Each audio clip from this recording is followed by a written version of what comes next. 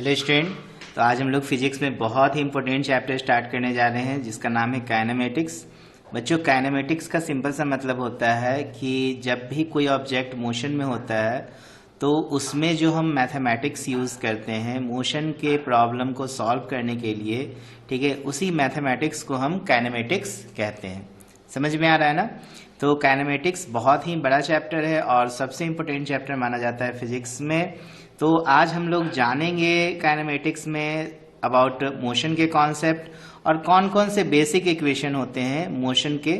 जैसे कि आप पहला इक्वेशन पढ़ोगे, v बराबर u plus A T, S बराबर U T plus half A T square और V square minus U square बराबर 2as।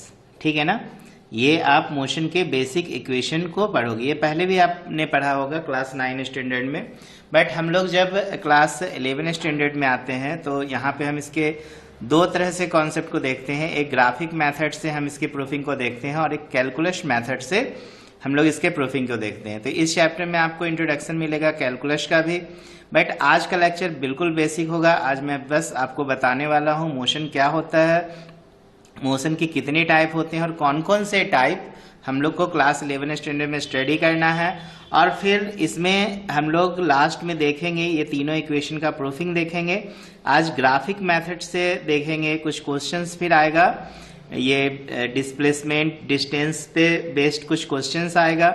इसके बाद ये आपका जो वेलोसिटी या एक्सलरेशन से रिलेटेड जो सवाल होंगे वो उनके लिए सेपरेट लेक्चर बनेगा। ठीक है? जैसे वेलोसिटी या स्पीड का एक बिल्कुल अलग लेक्चर बनेगा और एक्सलरेशन का बिल्कुल अलग लेक्चर बनेगा। बात समझ रहे हैं? इसमें एक और फार्मूला हम लोग पढ़ेंगे, एस एन डिस्टेंस। बोले तो एस एनथ डिस्टेंस निकालने का कॉन्सेप्ट। जब आप एस एनथ डिस्टेंस निकालोगे तो एस एन माइनस 1 होगा। ये भी फार्मूला का हम लोग प्रूफिंग देखने वाले हैं कि एस एनथ डिस्टेंस जो होंगे वो कैसे फाइंड आउट करेंगे। बात समझ रहे हैं? कहने का मतलब distance travel in nth second.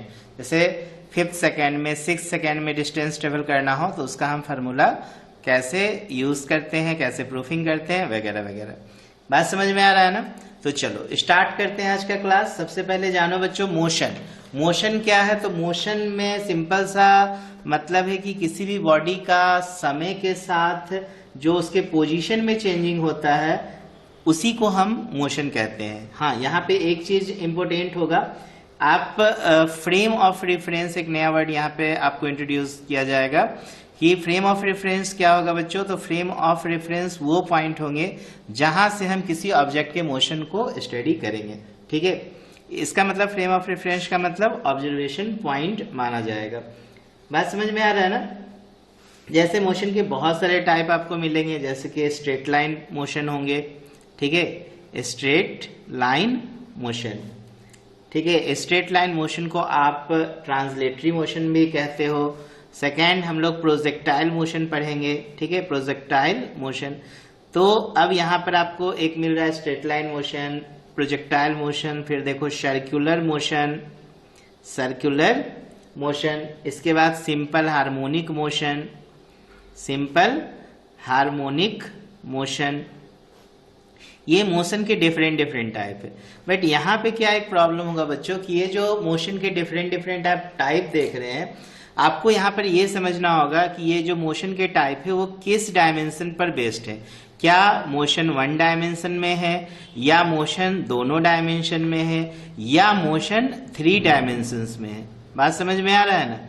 तो इससे क्या पता चला आपको कि बच्चों मोशन के टाइप कितने हो गए? तो बच्चों मोशन के 3 टाइप हो गए। ठीक है ना? टाइप्स ऑफ मोशन के विषय में यदि बात करो, टाइप्स ऑफ मोशन के विषय में, तो बच्चों मोशन के कितने प्रकार हो गए? 3 प्रकार हो गए। पहला जो टाइप होगा बच्चों 1 डायमेंशन मोशन होगा। ठीक है? और ये बहुत ही इंपॉर्टेंट है क्योंकि आपको समझना है क्वेश्चन में कि जो हम सवाल बनाने जा रहे हैं वो 1 डायमेंशन का है कि 2 डायमेंशन का है। ठीक है? डायमेंशन स्पेलिंग मैंने गलत लिखा है ना, DIMEN TION, ठीक ही लिखे हैं क्या? चलो 1 डायमेंशन मोशन। सेकेंड क्या हो जाएगा? 2 डायमेंशन मोशन, 2 डायमेंशनल। ठीक है? डायमेंशनल, मैं शायद स्पेलिंग यहाँ पे गलत लग रहा है, अच्छा एस छूट रहा है इसीलिए बार बार कंफ्यूजन हो रहा है। 2 डायमेंशनल मोशन होता है, ठीक है ना बच्चों, एस यहाँ पर छूट रहा है, ठीक है, डायमेंशनल मोशन। और इसके बाद देखोगे बच्चों तो 3 डायमेंशनल मोशन हो जाएगा, ठीक है ना, 3 डायमेंशनल मोशन। ओके, तो कितने तरह के मोशन हो गए बच्चों? 3 तरह के मोशन हो गए, 1 डायमेंशन, 2 डायमेंशन और 3 डायमेंशनल मोशन। अब बच्चों आपको समझना है कि 1 डायमेंशन मोशन क्या है। तो 1 डायमेंशन मोशन का सिंपल सा मतलब होगा बच्चों कि 1 डायमेंशन मोशन में बॉडी का जो आप मोशन देखोगे किसी एक एक्सिस के अलोंग देखोगे, या तो एक्स एक्सिस के अलोंग देखोगे या वाई एक्सिस के अलोंग देखोगे। कहने का मतलब motion in straight line, example में आप बात कर सकते हो कि motion of in straight line जो होगा बच्चों, स्ट्रेट लाइन, ये 1 डायमेंशन में मोशन को क्या करेगा, रिप्रेजेंट करेगा। अगर आप 2 डायमेंशन मोशन का एग्जांपल देखो, 2 डायमेंशन मोशन का एग्जांपल देखो, तो बच्चों आपको सर्कुलर मोशन या जो प्रोजेक्टाइल मोशन पढ़ाया जाएगा, सर्कुलर मोशन या जो प्रोजेक्टाइल मोशन पढ़ाया जाएगा, ठीक है, ये 2 डायमेंशन मोशन होगा। कभी कभी तो यही सवाल पूछ दिए जाते हैं कि सर्कुलर मोशन या प्रोजेक्टाइल मोशन कौन से डायमेंशन का मोशन है, तो बच्चों आप बताना ये 2 डायमेंशनल मोशन है। बात समझ में आ रहा है ना। तो मोशन के कितने टाइप हो गए, 3 प्रकार से, 1 डायमेंशन, 2 डायमेंशन और 3 डायमेंशन। अब 3 डायमेंशन मोशन के कुछ एग्जांपल्स को देखते हैं। ये इंपॉर्टेंट है, ये सब हम लोग को डिटेल से पढ़ने को मिलेगा। चाहे मोशन इन स्ट्रेट लाइन के सवाल बहुत सारे मिलेंगे आपको, सर्कुलर मोशन के सवाल मिलेंगे, प्रोजेक्टाइल मोशन के सवाल मिलेंगे, सबका फार्मूलाज भी अलग अलग होगा। इसके बाद देखो 3 डायमेंशन मोशंस में क्या क्या आने वाले हैं, इसके भी कुछ एग्जाम्पल को देख लेते हैं। 3 डायमेंशनल मोशन, तो देखो बच्चों यहां पे क्या होगा कि जब पार्टिकल किसी स्पेस में मूव करेगा और ये तीनों एक्सिस के लॉन्ग अपने मोशन को डिस्क्राइब करेगा, तो उसको 3 डायमेंशन मोशन कहेंगे। जैसे कि आप देखोगे motion of an aeroplane, motion of an aeroplane. बच्चों एरोप्लेन का जो मोशन होता है वो 3 डायमेंशन मोशन होता है। उसी तरीके से एक बलून का जो आप देखोगे मोशन, तो ये भी आपको 3 डायमेंशन मोशन मिलेगा। काइट का जो मोशन देखोगे पतंग का, ये भी आपको 3 डायमेंशन मोशन मिलेगा। ये आपको पर्टिकुलर 1 और 2 डायमेंशन में नहीं दिखेंगे इसके मोशन 3 डायमेंशन में दिखेंगे। क्लियर है ना। तो आपने देखा कि मोशन कितने टाइप के हो गए, 3 टाइप के हो गए, 1 डायमेंशन, 2 डायमेंशन और 3 डायमेंशन। तो चलो आज हम लोग थोड़ा सा कॉन्सेप्ट देखते हैं 1 डायमेंशनल मोशन के विषय में। ठीक है, अभी जो टॉपिक चलेगा ये 1 डायमेंशन पे ही रहेगा पूरा। ठीक है, कम से कम 8-10 लेक्चर बनने वाले हैं सिर्फ और सिर्फ 1 डायमेंशनल मोशन पे बेस्ड। ठीक है, क्योंकि ये काफी लंबा चैप्टर जाएगा, कम से कम भी इसके टोटल लेक्चर्स होंगे तो आई थिंक 30 से कम नहीं होने वाले हैं।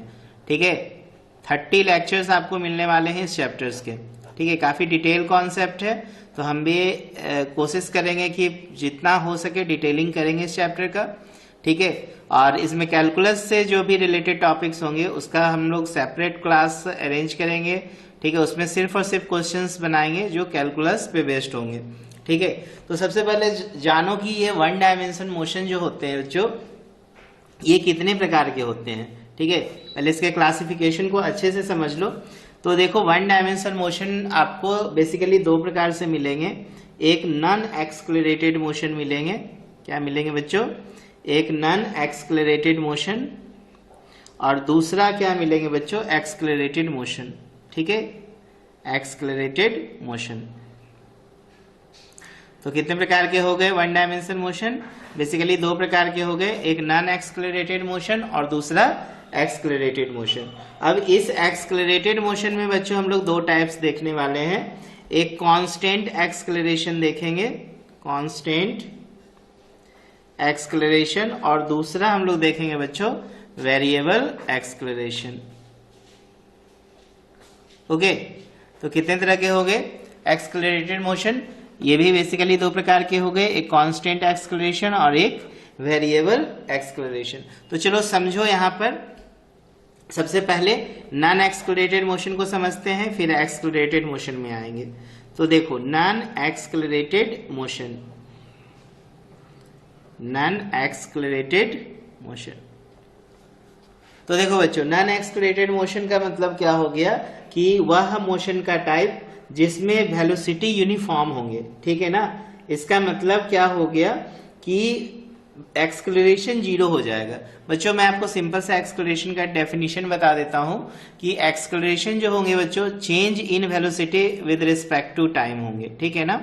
या rate of change of velocity, rate लग गया, इसका मतलब जो वेलोसिटी में चेंजिंग हो रहा है वो समय के रिस्पेक्ट में हो रहा है। तो एक्सेलरेशन का फार्मूला ये होता है, आपने 9th क्लास में भी पढ़ा होगा कि acceleration change in velocity with respect to time या rate of change of velocity को हम एक्सेलरेशन कहते हैं। और नॉन एक्सेलरेटेड मोशन में बच्चों क्या होता है, v बराबर u हो जाता है। बोले तो फाइनल वेलोसिटी अपनी इनिशियल वेलोसिटी के बराबर हो जाता है। तो इस सिचुएशन में देखो a बराबर क्या हो जाएगा, ये v माइनस यू दोनों आपस में चूंकि बराबर हो जाएंगे, u v के बराबर हो जाएगा, u v के बराबर हो जाएगा, तो एक्सेलरेशन क्या होगा, जीरो हो जाएगा, a क्या होगा, जीरो। तो बच्चों नॉन एक्सेलरेटेड मोशन में हमेशा आपको एक्सेलरेशन क्या मिलेगा, जीरो मिलेगा, ठीक है। और इस तरह का जब आपको एक्सेलरेशन जीरो मिलेगा तो आप फार्मूला डिस्टेंस का जब भी निकालोगे तो सिंपली आप वेलोसिटी को टाइम से मल्टीप्लाई करोगे।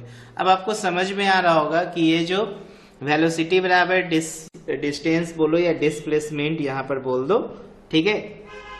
यह मैं डिस्प्लेसमेंट भी बोलूंगा तो कोई फर्क कभी नहीं पड़ेगा, क्योंकि एक वेक्टर क्वांटिटी मिलेंगे और दूसरा स्केलर क्वांटिटी है। ये डिस्टेंस स्केलर है जबकि डिस्प्लेसमेंट वेक्टर है। तो वेलोसिटी इनटू क्या कर देंगे बच्चों, टाइम, ठीक है। या वेलोसिटी यदि आपको निकालना है तो displacement upon time, displacement upon time.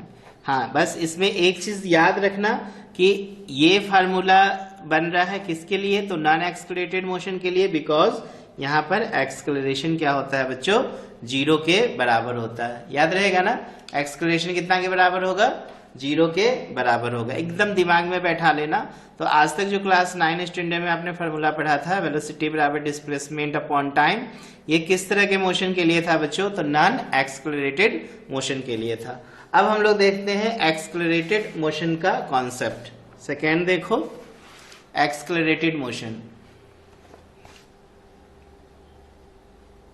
Accelerated motion.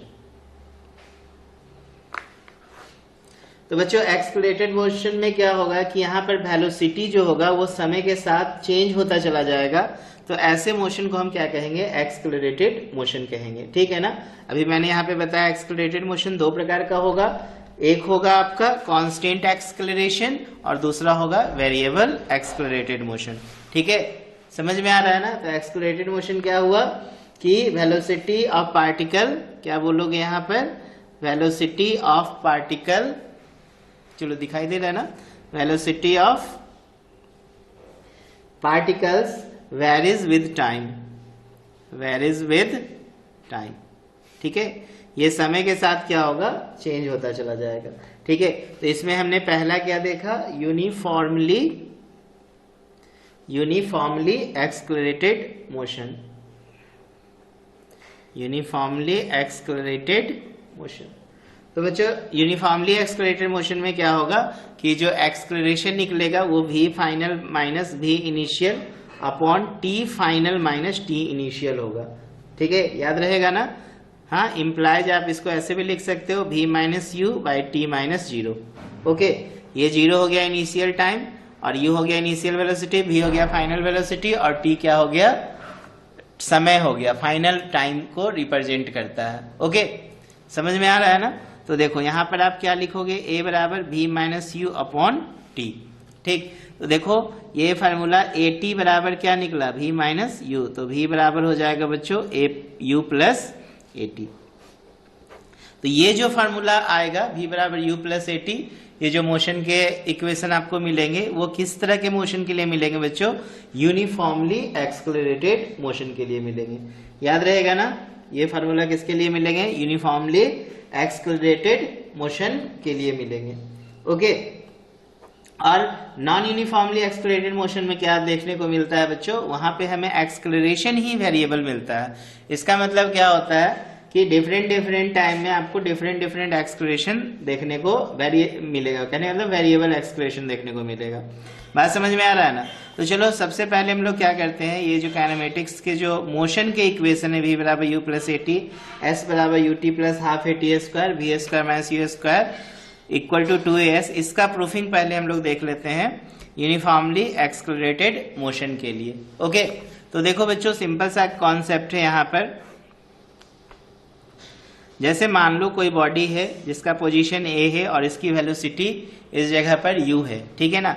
कुछ समय के बाद ये बॉडी पहुंच गया b पर और इसकी वेलोसिटी हो गई v।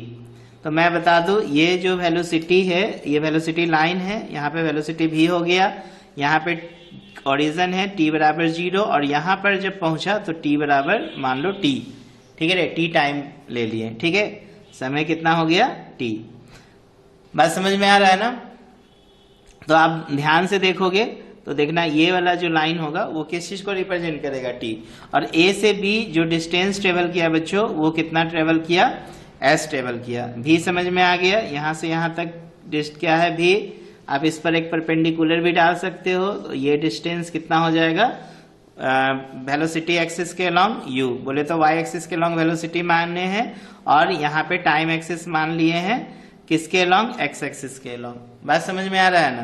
तो अभी जस्ट मैंने आपको बताया कि यूनिफॉर्मली एक्सेलरेटेड मोशन a बराबर rate of change in velocity, तो देखो वेलोसिटी में चेंजिंग तो final velocity minus initial velocity, देखो ये फाइनल वेलोसिटी है और इस पॉइंट पे इनिशियल वेलोसिटी है, कितने टाइम है बच्चों, तो t माइनस 0, तो देखो at बराबर v माइनस u, तो v बराबर u प्लस at। समझ में आया ना, क्लियर है। अब देखो यहाँ पे सिंपल सा एक कॉन्सेप्ट बता रहे हैं कि अब हमें निकालना है डिस्टेंस का कॉन्सेप्ट, ठीक है। अभी मैंने आपको बताया कि डिस्टेंस बराबर ut plus half A T square होगा, ठीक है, किस तरह के मोशन के लिए बच्चों, तो अभी हम लोग पढ़ रहे हैं यूनिफॉर्मली एक्सेलरेटेड मोशन, उसके लिए।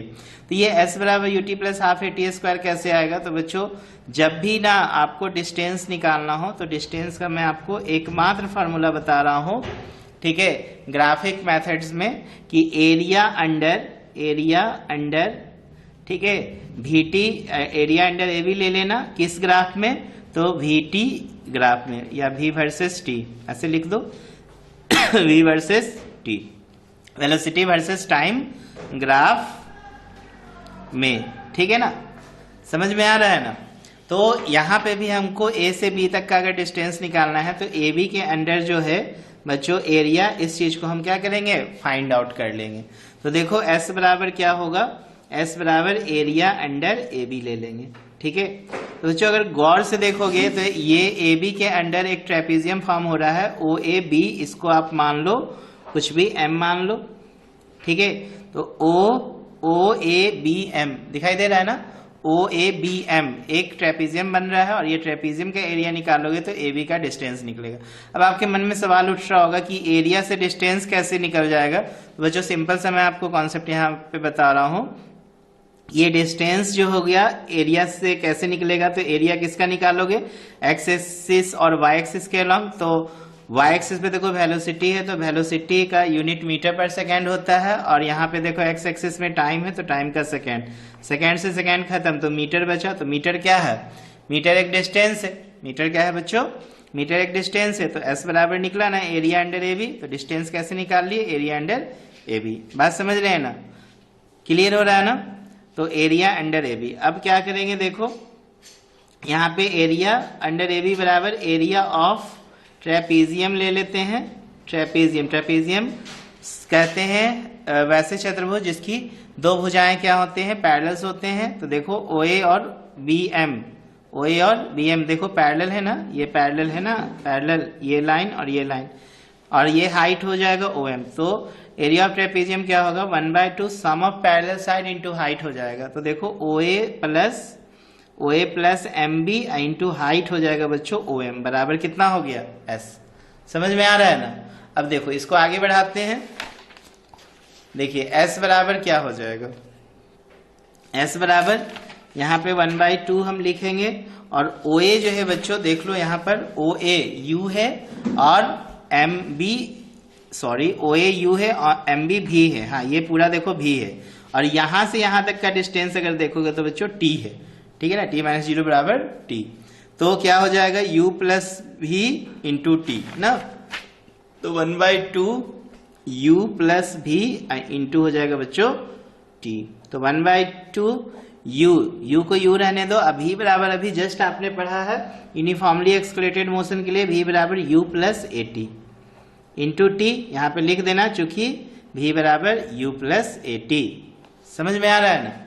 अब देखो यहाँ पर 1/2 U हो जाएगा देखो 2U, और ये हो गया AT और इंटू T।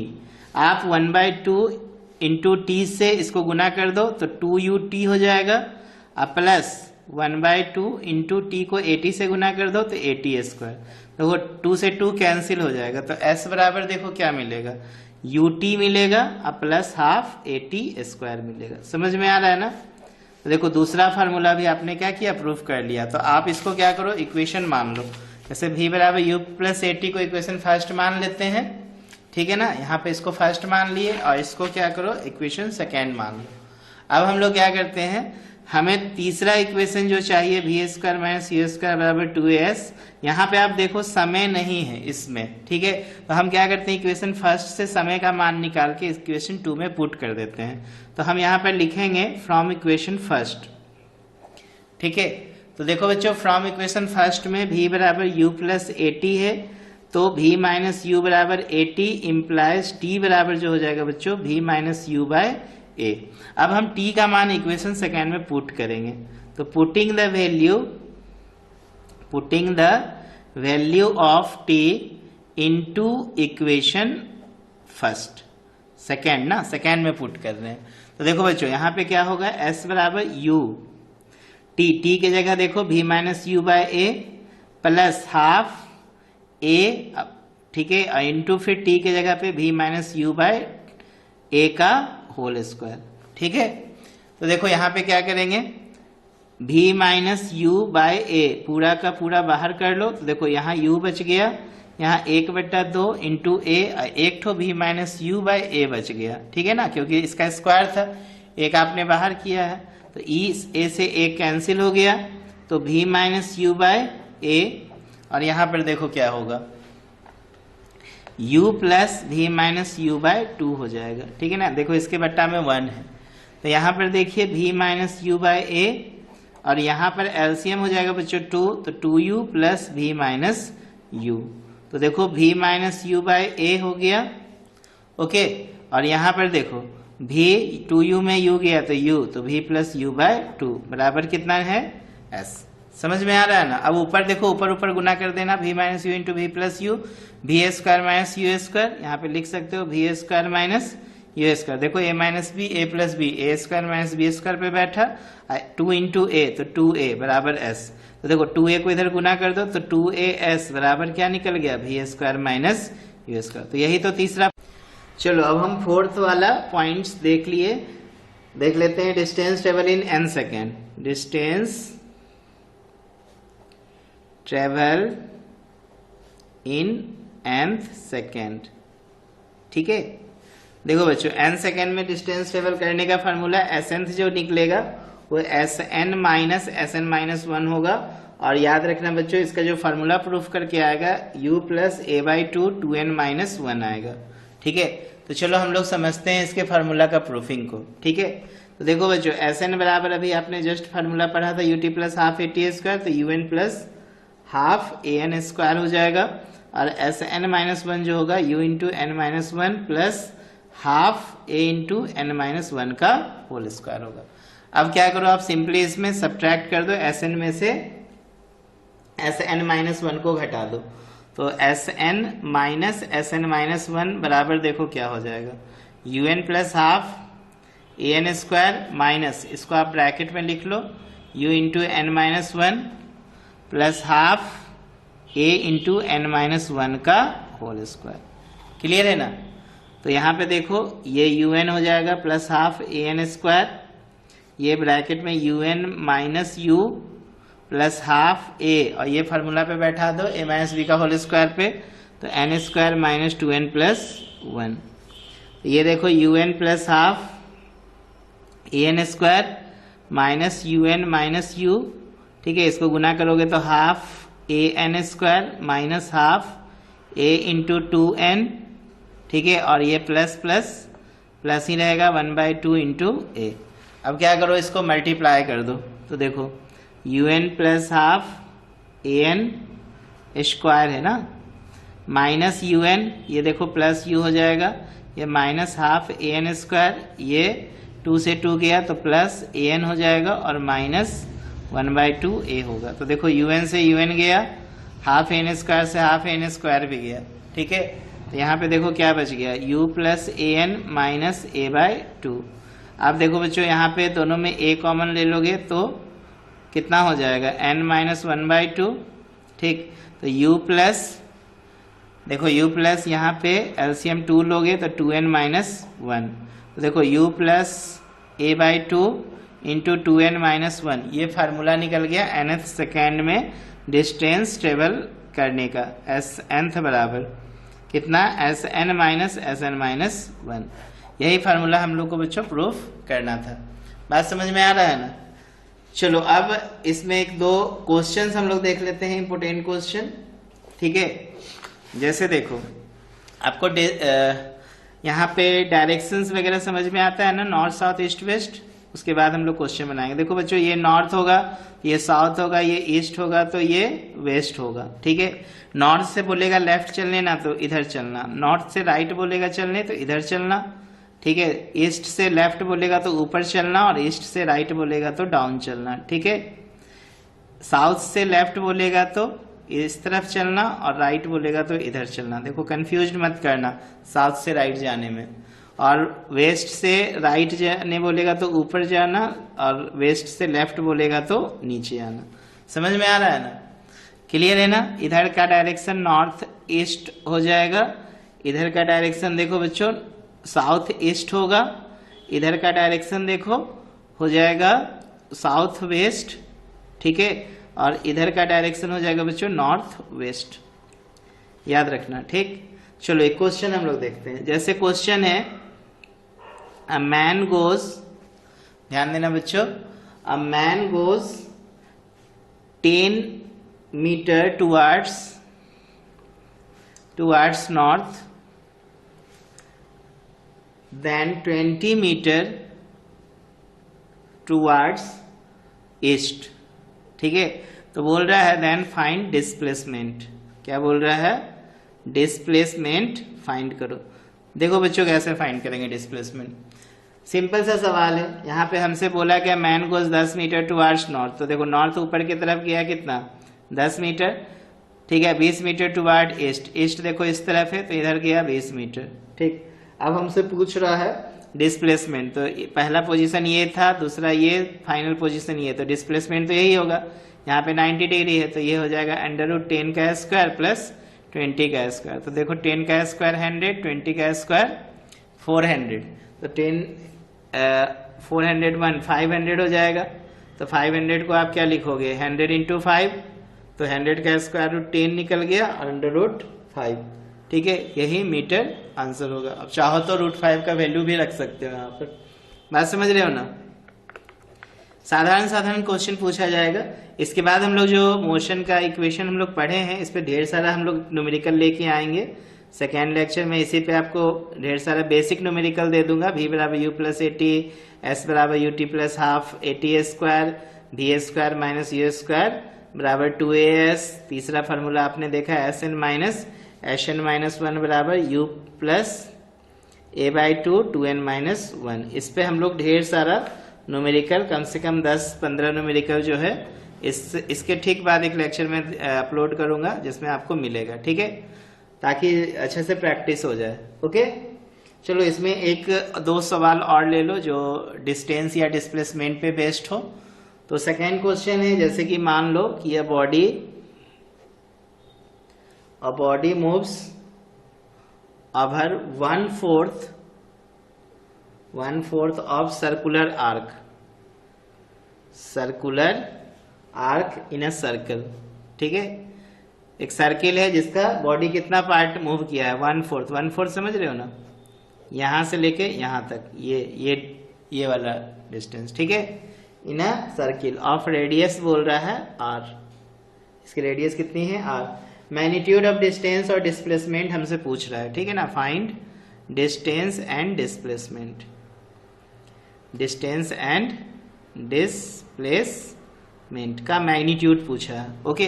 तो बहुत ही आसान सा सवाल है बच्चों। डिस्टेंस का सिंपल सा definition, actual distance, actual journey को हम लोग बोलते हैं डिस्टेंस, और डिस्प्लेसमेंट बोलते हैं शॉर्टेस्ट डिस्टेंस, ठीक है। देखो ओ ए बी, अगर मैं बोलूं डिस्प्लेसमेंट तो ए बी शॉर्टेस्ट डिस्टेंस होगा और डिस्टेंस ए बी ये आर्क का ये लेंथ होगा, डिस्टेंस हो जाएगा। बात समझ रहे हो। तो देखो पूरा डिस्टेंस अगर हमको निकालना है तो बहुत ही आसान वे में निकालेंगे। इसकी रेडियस कितनी है, आर दी है ना।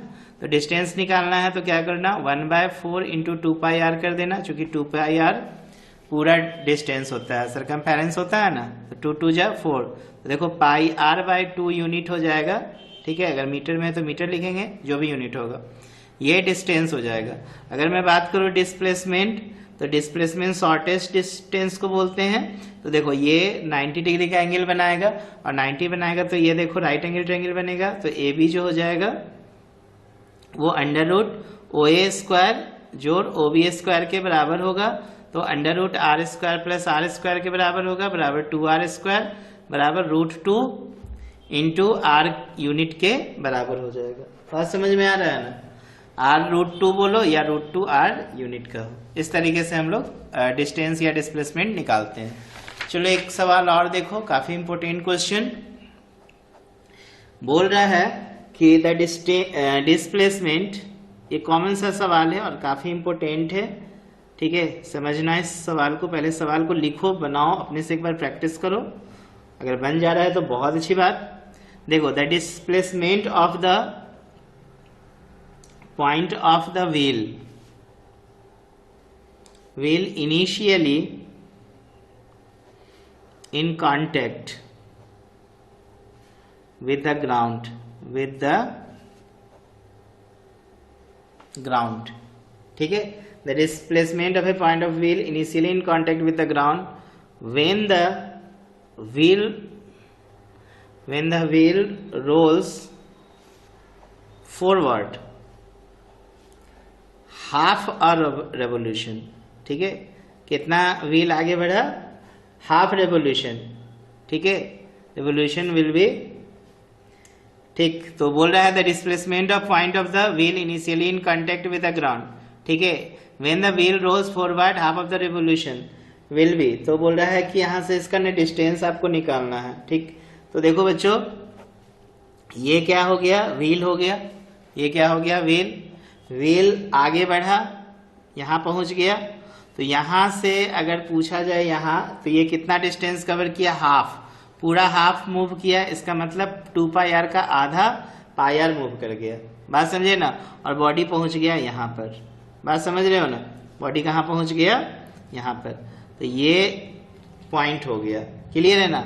अगर ये पूरा डिस्टेंस देखो तो 2r हो जाएगा, ये डिस्टेंस देखो तो 2r, ये डिस्टेंस कितना है बच्चों, πr है, ठीक है ना। यहाँ पे लिख दिया है रेडियस ऑफ व्हील जो है, रेडियस ऑफ व्हील सवाल में दिया है r, ओके।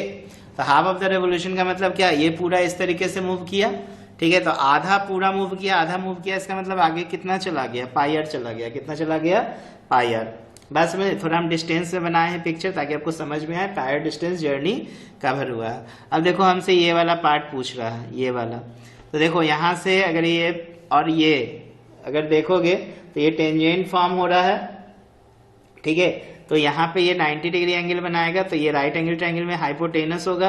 तो ये डिस्टेंस अगर मान लो हम यहाँ पे P माने हैं तो इसको Q मान लो। तो ये PQ जो हो जाएगा बच्चों, वो अंडर रूट क्या हो जाएगा, πr का स्क्वायर जोड़ 2r का होल स्क्वायर होगा। देखो ये पूरा 2r, तो ये 90 डिग्री अगर मान लो यहाँ पे बनाया, तो ये 2r और ये πr, तो अंडर रूट कितना होगा, πr का स्क्वायर जोड़ 2r का स्क्वायर। तो यही हमसे पूछा था कि डिस्प्लेसमेंट निकालो Q और P के बीच में, बोले तो इस दो पॉइंट के बीच में, जब ये आधा जर्नी व्हील आधा रोटेट होगा तब। तो ये कितना होगा देखो, पाई स्क्वायर, पाई आर का होल स्क्वायर है ना, तो पाई स्क्वायर आर स्क्वायर हो जाएगा, और ये देखो 4 आर स्क्वायर हो जाएगा। ओके, तो यहाँ पे हम लोग क्या कॉमन ले लेंगे, देखो आर स्क्वायर कॉमन ले लेंगे, तो पाई स्क्वायर प्लस 4, तो ये देखो आर बाहर निकलेगा, तो under root pi square plus 4 unit होगा। बात समझ रहे हैं कि नहीं, क्लियर है। अब देखो एक क्वेश्चन और मैं बना रहा हूं कि मान लो कोई बॉडी है, ठीक है, नॉर्थ में गया 10 मीटर, ठीक है, यहां से राइट मुड़ा, यहां गया 10 मीटर, ठीक है, फिर साउथ की तरफ गया 10 मीटर, ठीक है, फिर यहां पे देखो 10 मीटर आ गया, नॉर्थ साउथ स्पेस समझ रहे हो ना, ऊपर नॉर्थ, इधर नीचे साउथ, इधर ईस्ट, इधर वेस्ट, तो नॉर्थ में गया 10 मीटर, फिर नॉर्थ से राइट मुड़ा 10 मीटर, फिर साउथ की तरफ आया 10 मीटर, फिर ईस्ट की तरफ गया 10 मीटर, ठीक है। अब पूछ रहा है डिस्प्लेसमेंट निकालो, तो बच्चों डिस्प्लेसमेंट क्या होगा बताओ, डिस्प्लेसमेंट यहां से यहीं तक ना होगा, तो यहां से यहां 10 मीटर, यहां से यहां 10 मीटर, तो डिस्प्लेसमेंट कितना हुआ 20 मीटर। इस तरह के क्वेश्चंस बहुत सारे आ सकते हैं, ठीक है। कभी कभी ऐसा सवाल बोलेगा कि मान लो आप गए ईस्ट में 10 मीटर, फिर नॉर्थ में गए 10 मीटर, फिर ईस्ट में गए 10 मीटर, फिर साउथ में गए 10 मीटर, फिर ईस्ट में गए 10 मीटर, और फिर आ गए इस डायरेक्शन में। अब ये कौन सा डायरेक्शन है बताओ, इधर तो कोई डायरेक्शन नहीं, चलो यहां से मैं हटाता हूं। मान लो इसी का हमसे डिस्प्लेसमेंट पूछा, तो आराम से निकाल देंगे, देखो ये 10 मीटर, ये 10 मीटर, ये 10 मीटर, तो कितने हो गए 30 मीटर का डिस्प्लेसमेंट हो गया, ठीक है। लेकिन अगर मान लो डिस्टेंस पूछता तो देखो कितना 10 प्लस 10 प्लस 10 प्लस 10, 10 20 30 40 50 मीटर का डिस्टेंस ट्रेवल करेगा। तो ऐसे बहुत सारे सवाल छोटे छोटे बनेंगे, ठीक है।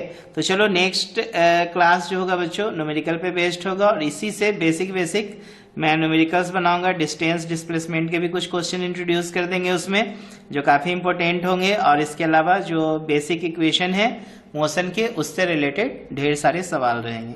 तो आई होप आपको अच्छे से समझ में आया होगा, और ये आज पहला क्लास था काइनेमेटिक्स का, ओके।